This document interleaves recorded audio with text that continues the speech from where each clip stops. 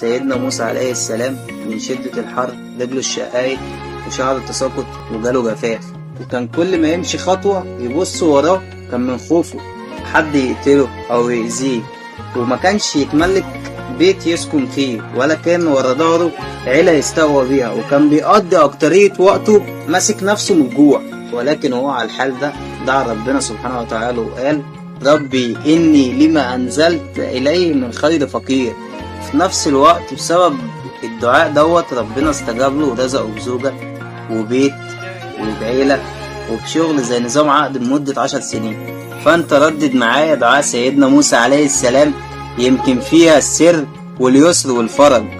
وكان دايما يقول: ربي إني لما أنزلت إليه من خير فقير.